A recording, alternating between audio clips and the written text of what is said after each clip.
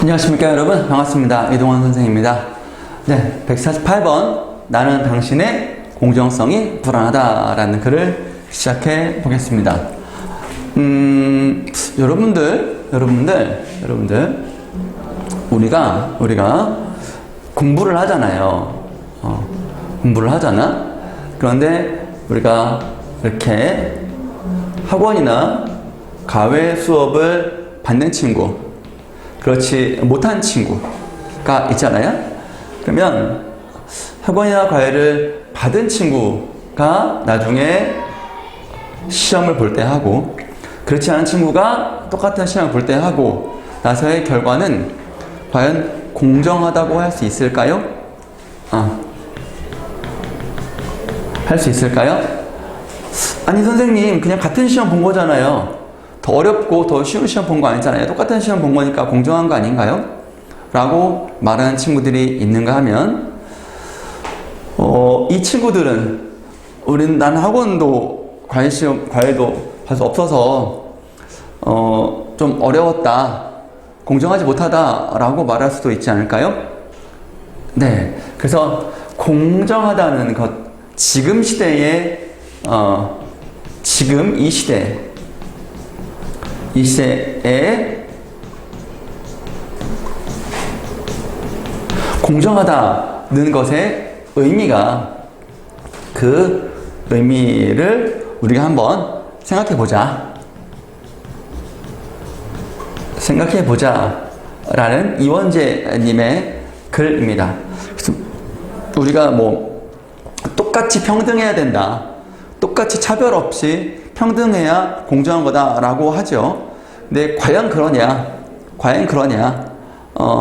세상이 다 똑같은 조건으로 경쟁을 펼칠 수 있는 환경이 있는가 하면 그렇지 않은 환경도 많이 있겠죠. 여러분 나중에 회사에 갔을 때 혹은 대학에 갔을 때 무슨 일을 할 때 조건이 다 똑같이 맞출 수가 없어요. 그렇기 때문에 어느 정도의 불편함은 감수해야 되는 건데, 그러한 것들에 대해서 공정성에 대한 문제가 발생할 수 있다라는 것입니다. 그로 인해서 어떤 세대 간의 갈등 혹은 성별 간의 갈등, 예를 들면 이런 거예요. 남성들과 여성들 간에 사회적으로 그동안 여성들이 사회생활을 할 때 많이 취업을 많이 보장받지 못해서 그런 게 있어가지고 회사에서 여성 할당제를 이제 도입하는 회사들이 많이 있고, 일반 기업에서도 그렇게 많이 여성들을 좀 더 우선적으로 뽑거나, 아니면 장애인 취업하면 보조금을 준다거나 이런 것들이 있어요. 그럼 이런 것들은 사회적인 약자, 그동안의 공정한 기회를 받지 못했다라는 취지에서 그런 것들을 이제 보완해주는 그런 정책인데, 남자 입장에서는, 정상적인 비장애인인 남자 입장에서는, 남성 입장에서는 왜 여성만 할당해줘? 왜 장애인만 할당해줘? 나는. 이렇게 하면 이들의 입장에서는 그것이 불공평하다, 공정하지 않다라고 이제 인식할 수 있다는 거예요.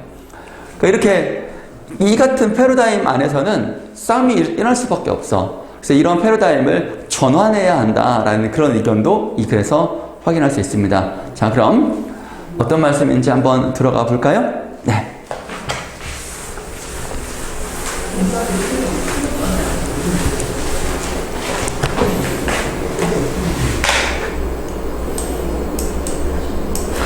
감사합니다. 축복받으세요.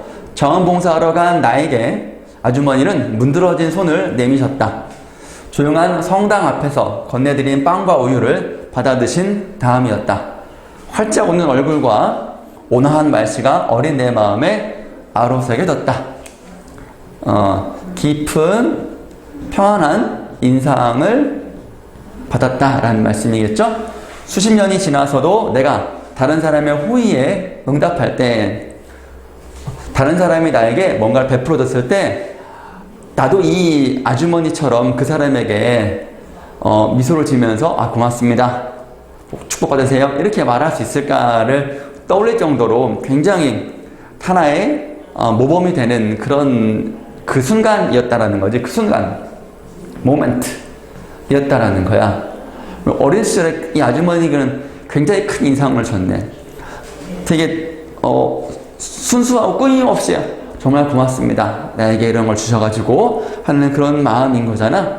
대가도 바라지도 않고 생색내거나 부끄러워하지도 않고 이런 것들 순수한 고마움에 순수한 응답을 한 것이지. 어때?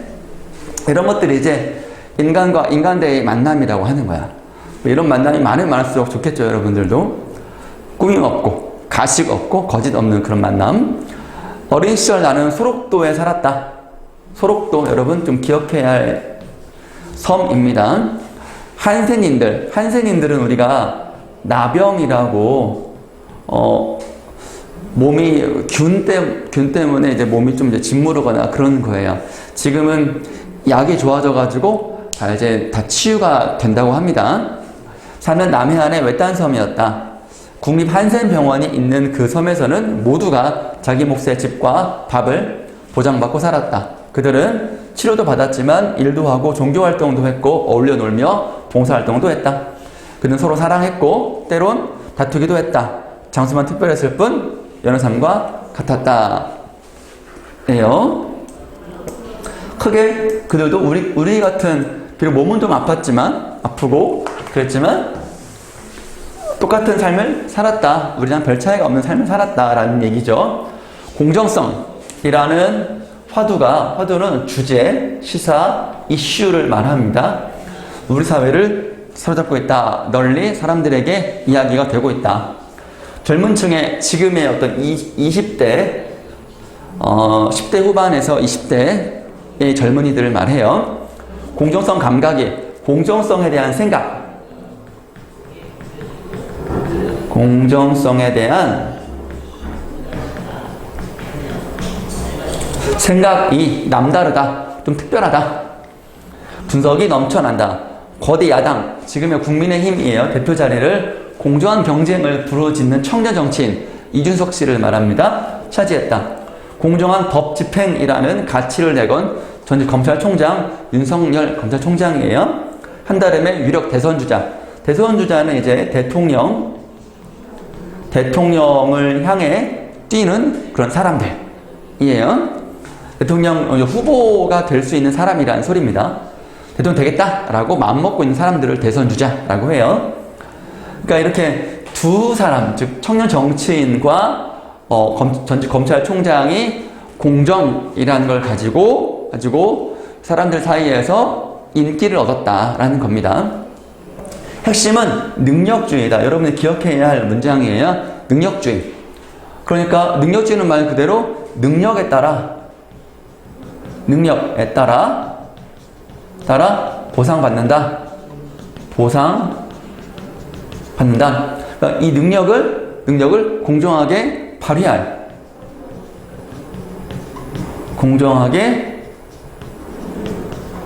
발휘할 시스템을 마련해야 한다라는 것입니다. 그러니까 남성, 여성이 똑같은 20대의 취업자가 있을 때 여성할당제가 있는 회사에는 남성들이 좀 더 불리할 수 있겠다라는 생각이 있다는 거죠. 이런 거에 대해서 이들은 능력주의자는 굉장히 여성할당제를 없애야 한다라고 이제 주장합니다. 똑같은 출발선에서 시작해라라는 것이죠. 네. 보상도 그러면 그 능력이 부족한 사람들은 그냥 도태되는 거야. 보상 못 받으니까. 이것이 과연 이 시대에 맞는 공정성인가? 라는 거에 대한 문제 제기를 계속해서 할 수 있다. 반대측에서는 그런 문제 제기를 하고 있는 것입니다. 자, 무능한 사람들이, 능력이 부족한 사람들이 비켜나게 하고라는 말은 그렇다고 보호해주나? 세금을 더 해서 그런 거 아무것도 없어요. 그냥 오늘 부족하잖아? 꺼져? 이런 얘기가 되는 거예요. 굉장히 비인간적이라는 거죠. 또 능력 있는 사람들이 그 자리를 차지하게 되는 거야. 그 자리라는 것은 사회적인 부, 지위, 명예 이런 것들이겠죠.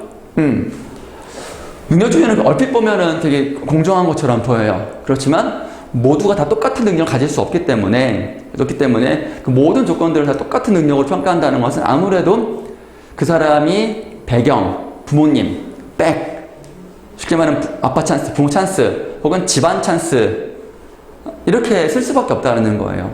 아까 쌤이 처음에 얘기했던 사교육도 마찬가지야. 여러분 집안에 돈이 없으면 학원 다닐 수 있어? 없겠죠. 돈이 있기 때문에 학원도 다니고 과외도 하고 학원 영어 수학만 다니는 게 아니라 국어도 다니고 여러 과목 다 다닐 수 있는 거 아닙니까? 그러면 더 배운다. 그럼 시험 더 잘 치르게 되고 시험 잘 치르면 좋은 대학 가게 되고 거기서도 또 좋은 회사 취직하고 그렇게 계속 상층부로 쭉쭉 올라가는 거지. 근데 첫 출발부터 그런 기회가 상실된 사람들은 집안이 좀 가난하다거나 그런 사람들은 출발이 쫙 차이가 있는 거야.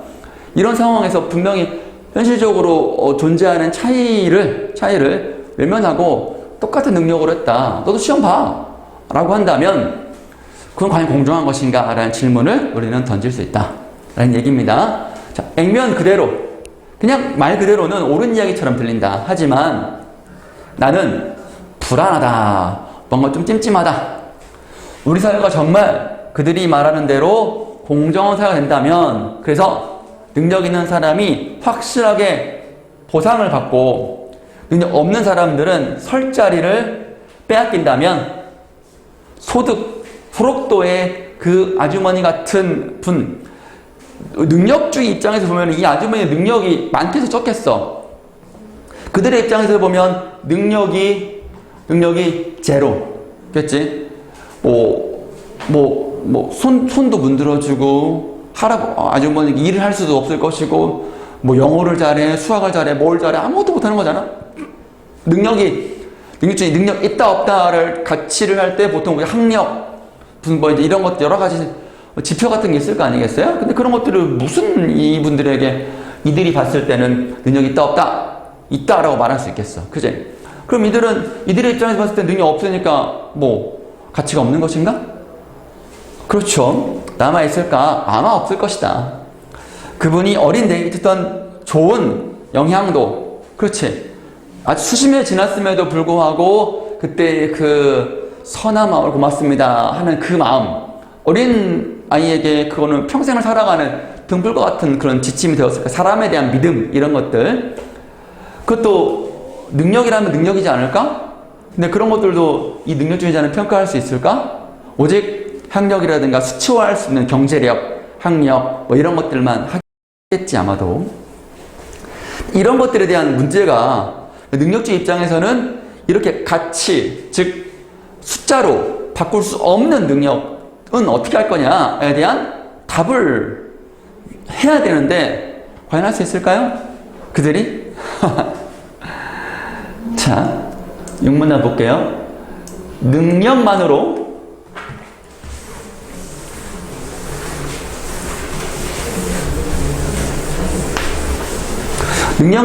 모든 사람을 평가한다면 능력이 없는 사람들, 이 세상에 능력이 있는 사람들이 더 많을까?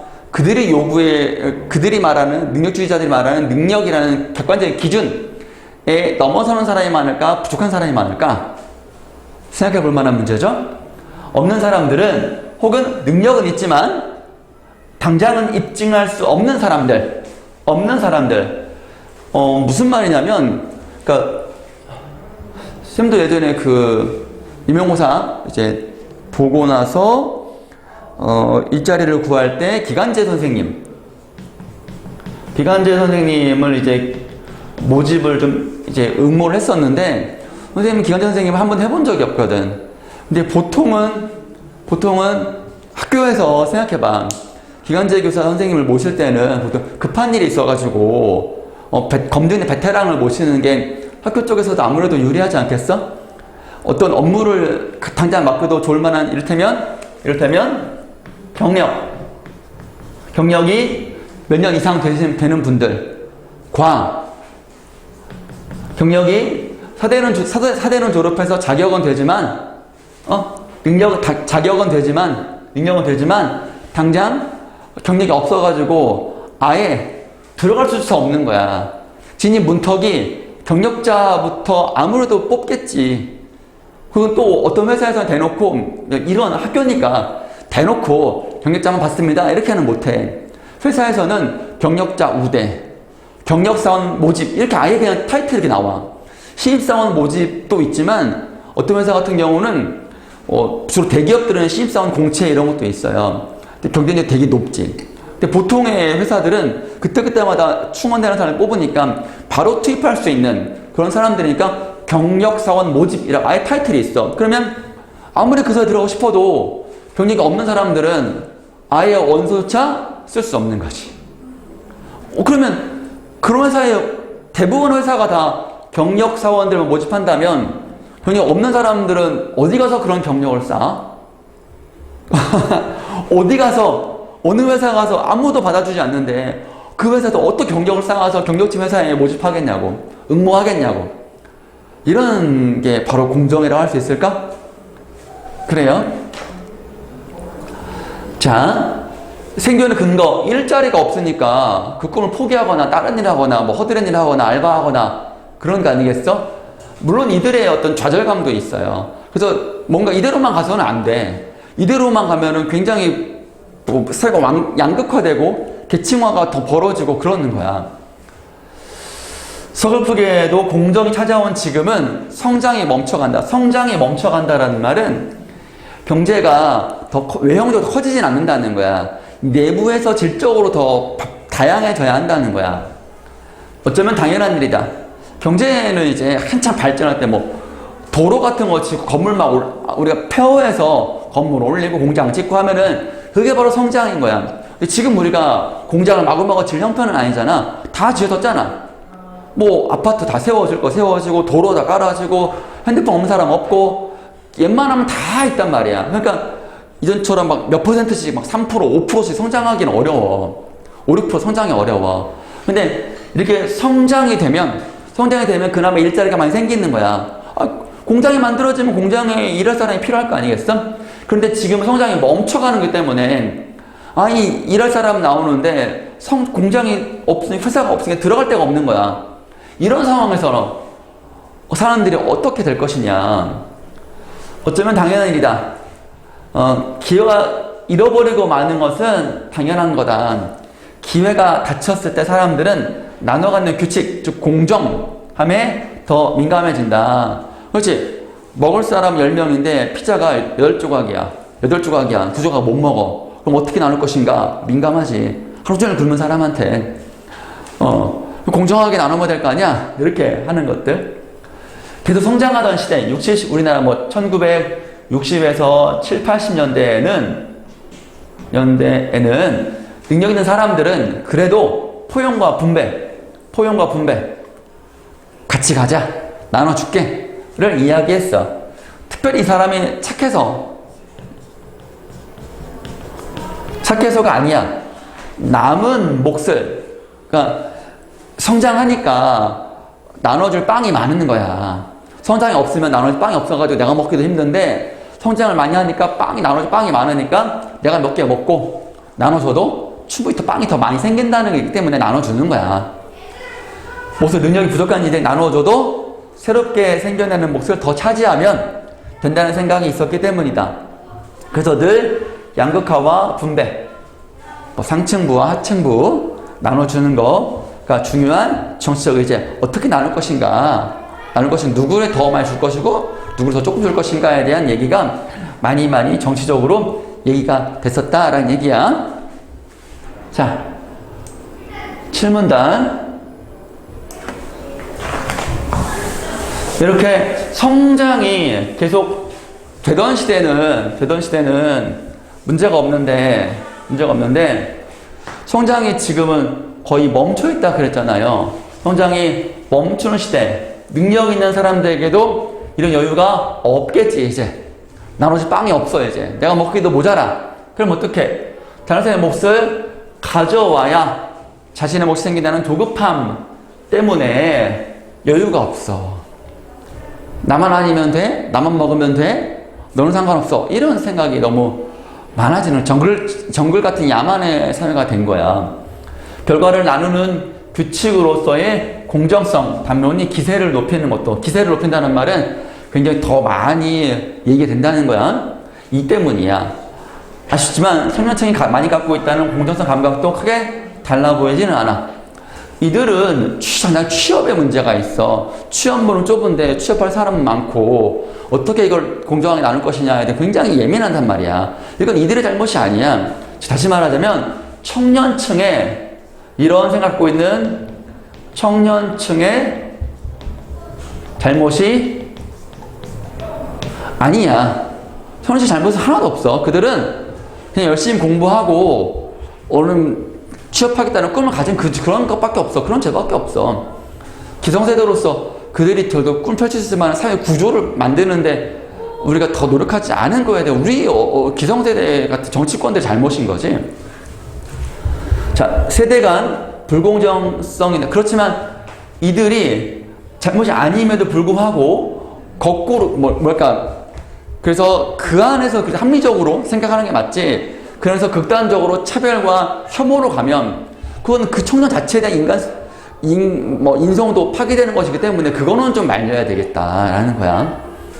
당장 이들의 어떤 취업에 대한 길이 열어지는 것은 아니지만 그렇다 하더라도 이들이 예를 들면 아까 세대 간 불공정성, 어른 세대를 미워한다거나 또 성별 불공정, 여성을 차별한다거나 아니면 뭐 장애인들을 성소수자를 차별한다거나 이렇게 돼버리면 그들의 인격이 파괴가 되는 거야. 그래서는 안 되지.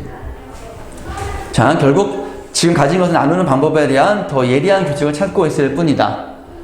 성장이 없는 제로섬 시대, 제로섬이야.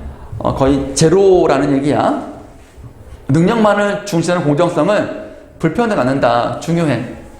별표 정리하시고 그 끝에는 가장 공정하지만 가장 공정하게 보이지만 불평등한 사회가 있다. 아까 말했잖아. 출발이 다른데 이런 공정성은 다양성을 해친다. 그치? 혐오. 여기 봐봐. 혐오와 차별. 혐오와 차별을 부추긴다. 쟤네만 없으면 내가 더 많이 먹을 거니까 쟤네를 혐오시하는 거야. 경쟁자를 치워버리는 거지. 치워버리는 거야. 근데 그것이 치워버릴 때 그것이 너무 인격을 해친다는 거야. 악마가 되는 거지. 그럴 수도 있어. 사람들을 오로지 하나의 기준으로 한 줄로 세우려 한다. 하나의 기준. 자신만의 색깔을 버리고 다양성을 해치는 거지. 사회가 요구하는 단일한 기준. 이를테면 뭐 스펙 같은 거. 영어 점수가 얼마냐. 학점이 얼마냐. 뭐 이런 것들. 경쟁하며 획일화 되기 쉽다. 획일화. 굉장히 우리가 경계해야 할 단어입니다. 자, 구문단.